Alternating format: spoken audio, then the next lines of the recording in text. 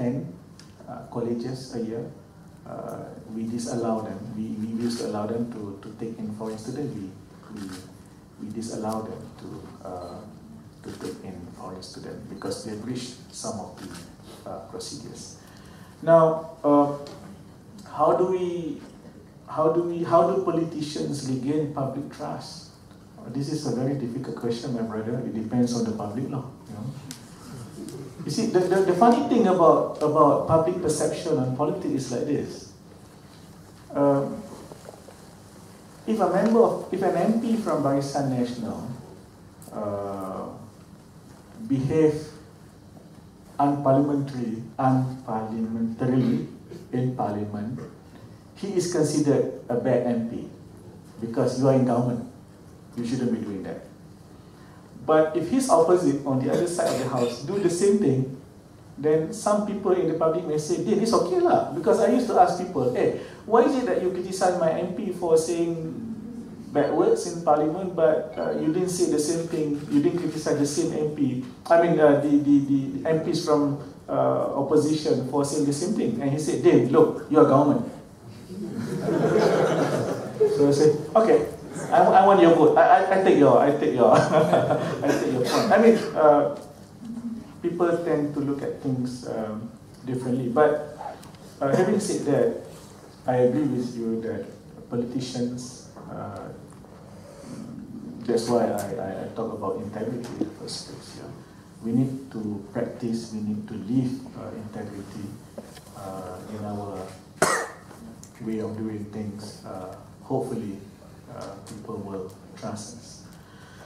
Yes, Article 10. Now, if you were to read the judgment by the three honorable judge in the UKM4 drama, yeah, then you will find some of the answers.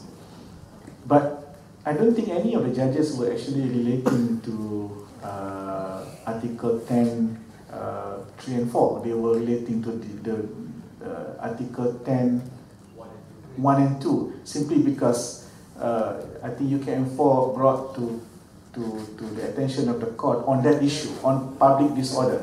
Was it on public disorder, right? But, yeah? Okay. Can I clarify?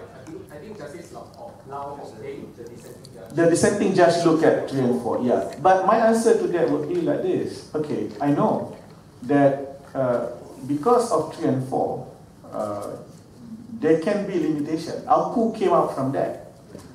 My answer would be very simple. If you were to treat students under that 3 and 4, then the moment you become a university student, you must change your IC lah, like the police and the askar. But the problem now is university students are in halfway, they are not. So yes, I understand the relevance of 3 and 4, but if that is the case, then university student should be treated like askar and police. That would be my reply to that. Yeah. Otherwise, then we should go to 1 and 2. And if we go to 1 and 2, then the two judgment, the two rulings made by the two judges prevail. Yeah. That it is unconstitutional to limit. So it's either you want to do 1 and 2, therefore students should have the right to be involved in politics, to become members of political parties, or if you want to invoke 3 and 4, then you treat them like police and askar. That's how I look at it. Yeah. Thank you. Oh yeah, there's another one on okay. I don't think it is possible for the government to actually list the things that you were asking for, like we have the federal list and the state list in the constitution. But if the Prime Minister or the government can at least publicly announce that, for instance, as Datuk Najib was mentioning in his Hari Malaysia speech, that the new act that is going to replace ISA will not be, that he guarantees that it will not be used against political rival. Now, I think that is quite a strong statement, a strong commitment, a strong undertaking by the government of the day. Yeah. But I'm not sure if the government of the day or any government in this case can actually come up with list of things that that our friend were referring to. Yeah. Thank you, Dato'. Any other questions? Good evening, Dato'. I want to ask about the role of the leader in this new politics, because if we look worldwide, many political movements that emerged in recent years are without a clear leader or clear leadership structure. For example, in the United States, we have the Tea Party movement, and we now have the Occupy Wall Street movement. In the Middle East, we have the Arab Spring, the revolution in Egypt, in Tunisia. There are no clear leaders in this revolution. Unlike in the past, there are always one strong leader or a group of leaders in a political movement, and they are worshipped like God by their follower. But now, in recent years, many political movements that emerged in recent years are without a clear leadership structure. So, how do you comment this kind of development? Thank you. Good evening, Dato'. My name is Sashi. I'm usually known as Cikgu Sashi in Twitter. I'm a teacher and also a youth member of MIC. Okay, my question is very simple. Only two questions. First, how do you rate our IPT graduates' quality? Second question, what is the reason of government of increasing the retirement age to 60? If you increase this age to 60, when will the youths get a chance to perform or to contribute to our country? For example, I'm 25 years old now. I wanted to contribute to my country. Do I need to wait another 20 years to fill that post? So kindly please enlighten me. Thank you, Dato'.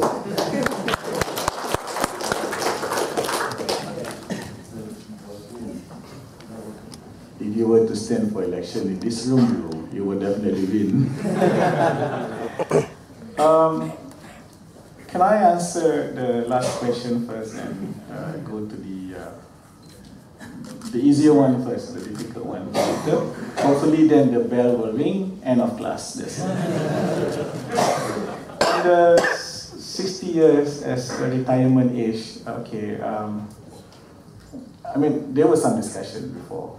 They were caused by some of the trade unions and workers' association to extend the retirement age to 60. We were 55, and then they say we miscalculate the age. It's not 55, it should be 56, and then we use 58, and now we use 60. Well, to my mind, it is not about closing opportunities of the young. It is simply to recognize that the senior rakyat, the senior workers, people live longer nowadays. People are more healthy nowadays, yeah, and they have not passed the age of productivity, so they can still serve. And it is not mandatory in the first place, so it's really a choice whether they want to serve up to 60. I think we are a growing country, and opportunities are plenty. If only we restructure some of our job, I think we can even do better. I'll give you an example. Why is it that we are having so many foreign workers in the construction world? My answer may be too simplistic, but perhaps there is some truth in it. Do you know that we are probably the country with the biggest number of Class F construction companies?